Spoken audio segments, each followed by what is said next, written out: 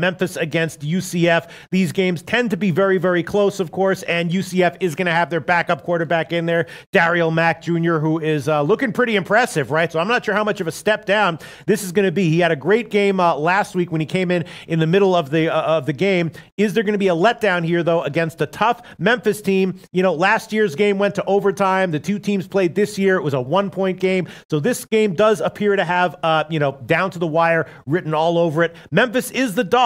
Joe Gavassi, again, we assign this game to you. Thank you for taking it. What do you like here, Memphis, UCF?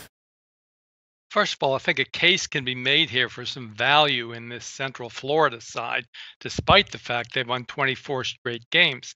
First game between these two saw Central Florida 5-point road favorite. Now, a normal transfer of 6 points from home field to home field would have made them an 11-point favorite in this. Now, the first sendout I saw was 7 points favoring UCF. Yeah. This line has since bet down to a current line of around -3 favoring the Golden Knights.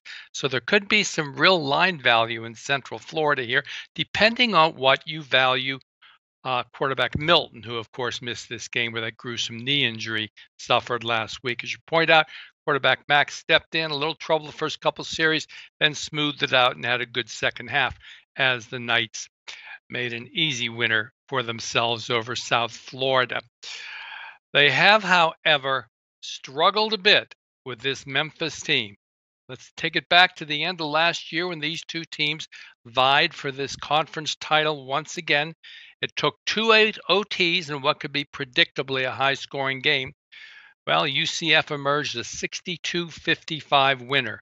This year, just as close. In fact, Memphis had a commanding 2-score lead in the second half of this first game before UCF rallied. Milton threw a touchdown pass early fourth, and the game ended a 31-30 winner for UCF. Each of these teams has gone on from there and played outstanding football. I think there's going to be plenty of public support and that they'll have emotional ties for a UCF team, an injured team on a 24-game winning streak. But I'm going to go with the other side here. Quarterback White, outstanding performer for Memphis, as is running back Henderson. And that offense, averaging 44 points, 530 yards, virtually equal of UCF, maybe better now that Mack is at the controls. Most people believe that Central Florida has the better defense, allowing 10 points better, but the yardage speaks otherwise, especially the rush defense. The Tigers actually have the better defense in this game by meaningful amounts of yards and at the point of attack. As a result, they come in as one of my YPR plays. Those in the last month have gone 17-5 against the spread. They're backed up by my statistical indicator of the superior yards per play team, and along with the double revenge motive, I would look at the Tigers side in this one. Let's take one more look at something. Recent polls find UCF number 8 in the country.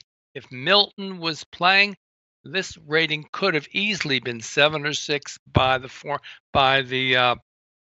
people who are judging the Final Four, and I think that takes a little bit of the motivational edge away from UCF, knowing they literally now have no chance of making to the promised playoff land. We're going to look at Memphis Tigers to roar. There we go.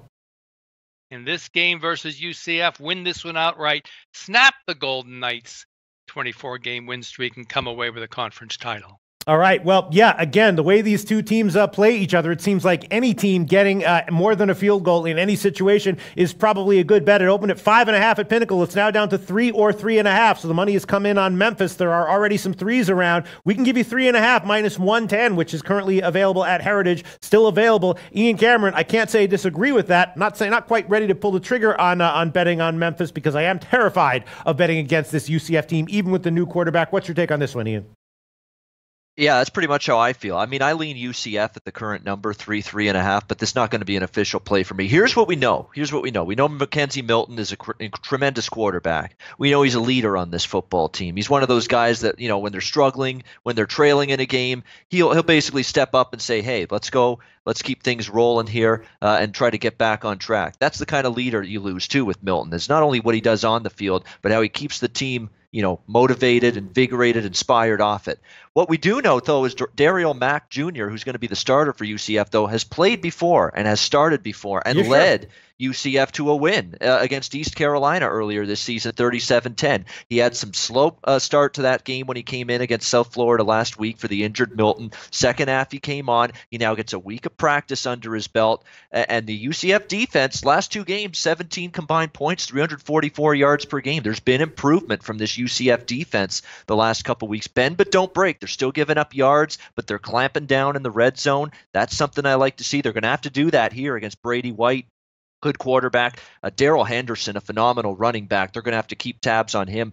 I just find this line's getting away. If you like Memphis early, I could see taking the points. I find now we're getting into overreaction territory with the absence of Milton just a little bit. Again, Memphis is not to take anything away from Memphis. They're 4-0 straight up, 4-0 against the spread. Their last 4 games, putting up points in bunches, peaking at the right time. But I think now the line is getting into a little bit of an overreaction range with where it is right now. I'll lean UCF minus the 3 if I bet it. That's the way I play it, but I'm not going to make this one official. All right, not an official pick. Yeah, this guy Mack Jr. looks pretty good. He's mobile, he can run, and I could easily see next year, if he's starting next year, people say, and he goes down with an injury, people saying, "Oh my God, what's UCF going to do with Daryl Mack Jr. out?" Now they have him here starting this game, fresh and relatively unbanged up. So I could see UCF rolling, but definitely any game in this series where one team is getting more than a field goal, my initial lean would be to be taking those points, and that is what Joe Gavazzi is going to do here. Memphis plus 3.5 minus 110. That's the current line